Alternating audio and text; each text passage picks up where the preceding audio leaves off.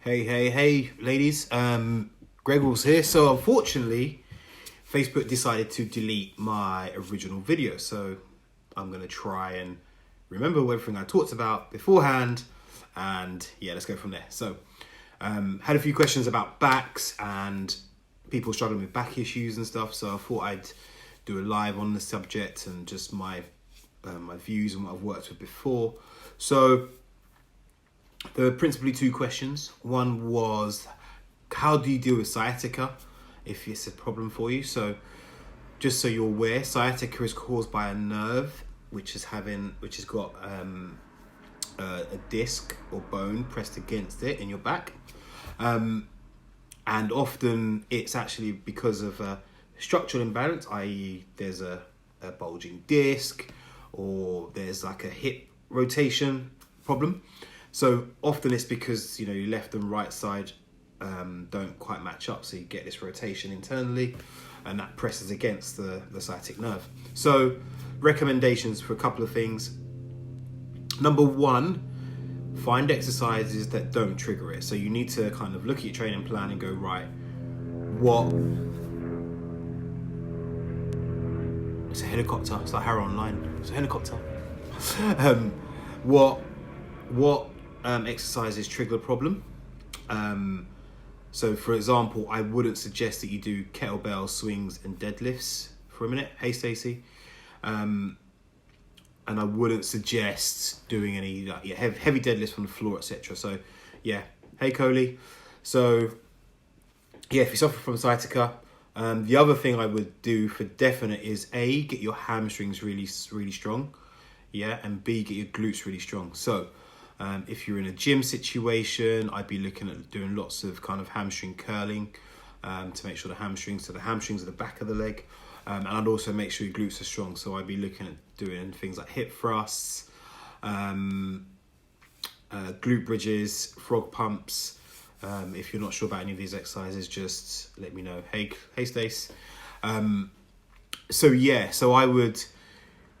when it comes to sciatica and back problems, just make sure you know exactly what's the trigger exercises, keep them out.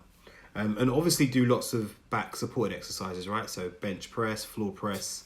You can do chest supported rows, etc. So make sure that the back, especially lumbar spine, is okay. What I found is a couple of my clients, things like reverse lunges also trigger it. Because you've got that backwards motion and it rubs against the sciatic nerve. So yeah, I would do that. Okay, so yeah. So number two, from a back point of view, like most people, when they've got chronic injuries like knees, backs, whatever, don't go and find someone to get to the source of the issue. So if you've got problems with these joints, ladies, please, I implore you, go and get it checked out. Go see your doctor and say, look, you give me physio, because that's what they always do first, because they've got to try and manage the cost. I get it. I've seen physio, it's not working. I want an MRI or so really push for your rights. I think that's the problem with the world today. It's like we're a bit scared to put ourselves out there and fix the issues we've got. We're like, oh, we're British, we just carry on and just get on with it. It's really annoying. So don't do it. Fix up, ladies. Right. So the next question then from Rena. So Rena's got some kind of back degeneration, and just to give you a quick thing about the spine, you've got the upper part of the spine, which is called the thoracic spine, so around your ribs is called your thoracic cage, so it's protection, and then you've got your lumbar spine. So your lumbar spine is the lower part of it, so lumbar support is what you often hear. Often there's a couple of things. First of all, number one, have you got mobility in your lumbar spine, in your thoracic spine? Because often you've got the two, your lumbar spine, your thoracic spine is the one on top, around your rib cage. That doesn't move very well, so then it puts load on the lumbar spine.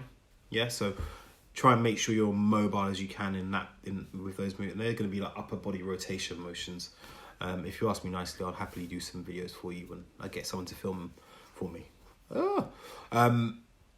Number two, I want to understand how much core strength you've actually got at a minute, because if you struggle to resist what we call rotation, Yeah, so think side planks, etc. Then that's going to be a problem. Number 3, I want to see how you move. So it's a real hard one to kind of diagnose, like, you know, via Facebook message, but I'd want to see A, how you move, B, what triggers the problem. So simple things you can do though. If you need to pick something up, bend your knees and squat properly. I wouldn't be doing things like back squats. I would load, front load, so anterior load rather than posterior, back, front, anterior.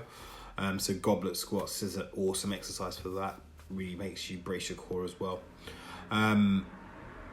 Yeah, so those were the things I'd be looking to do, Rena. I think it's really hard for me to diagnose and give a specific plan for a very specific problem. And as I mentioned on the previous live stream, I've got a friend who's very good at diagnosing and working with these problems. So if you need that help and you think it's really impacting the quality of your life, let me know and I'll see if I can refer. Yeah. But those would be the things that I want to do. The other thing that we came to on the previous video, we talked, so Elena came on and she was struggling with sleep. So really big one. So the actual question was, Greg, I'm about 11 or 12 o'clock. I've got this big like energy slump. A couple of things I suggested. A, start the night before. Did you get 7 to 8 hours good quality sleep? Was it a deep sleep? That's number 1. So most of you just don't go to bed on time. You all start watching Netflix and shit and then wondering why you're tired the next day. If you're trying to lose weight and you get bad sleep. So anyone who's had 6 hours or less sleep generally tend to eat about 300-400 calories more the next day. And also your fat loss will generally come from muscle tissue more so than will fat tissue. Yeah, so go to sleep, people. So start the night before. Did you go to sleep properly? The next part of it then is, what did you have for breakfast? Hey, Marlena, like most people in the UK will have toast or cereal for breakfast because it's fast, it's quick, shove it down, don't need to prepare it, bosh, out the door. My suggestion would be to have some fats and some protein in your first meal, so that then you've got slower digestion, yeah, so then it doesn't go into your bloodstream as fast and get packed away as fast, yeah, so it delays insulin response, yeah, and plus it just feels like it stays in your gut for a little bit longer. Carbs just go in, get digested very quickly, whereas protein and fats take a little bit longer to transition from your gut, sort of belly, yeah, so, yeah. Marlena doesn't eat eggs, but yes, but spinach, avocado for breakfast, awesome. Greek yogurt, really quick, and there's some really good protein yogurts on the market as well. So one of the things I'll get my clients to do is, you know, if they're on a rush, Arla yogurt, high protein, 20 grams I think it is if I remember rightly, with some berries, breakfast, done. Nice, sweet, tasty, yeah. Yeah, so Marlena, yeah, if you don't eat eggs, fair enough, but yeah. You know, ladies like, okay, I'm going to tell you this now, a little bit of bacon now and again with some, you know, avocado. Yeah, just, yeah. Oh, thank you, Marlena. Thank you.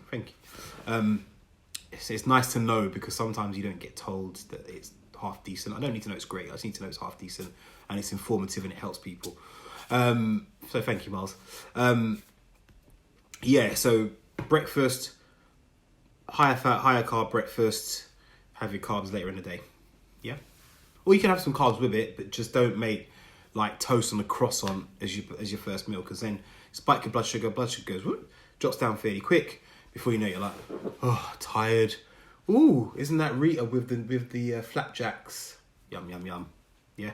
I see it so many times. So, yeah. So if you've got a mid-afternoon slump, start the night before. It's about your sleep. My sleep routine, I covered before. I might get in late, but I'll have some food when I get in. I generally don't watch TV at night time. Like, not anymore. I used to be a night up all night. Like, oh, I've got to watch TV. Nah, not anymore. I now don't do it. I will, I just forget it, sleep. And I'll read a book, have a bath, read a book. And I'll do my journal. Where's my journal gone? Ladies, this is awesome, by the way. I don't know if you can see it. Yeah, 5-minute journal. Awesome. Just gets the stuff out of your head. To then plan for the next day. Yeah, so 5-minute journal, awesome, do it.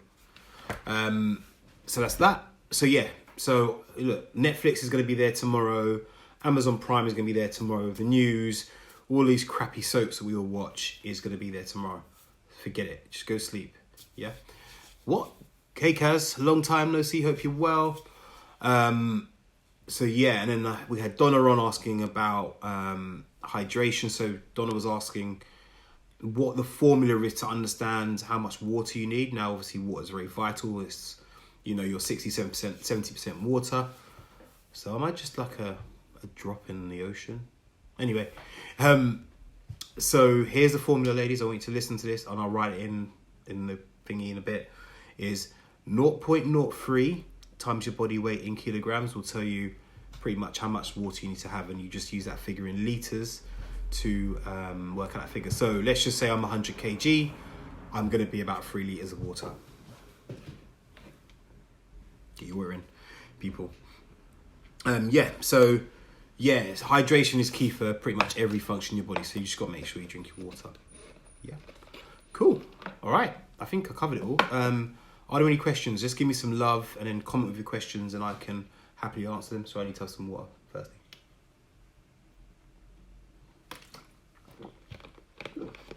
Is there any other questions? Training, exercise, nutrition?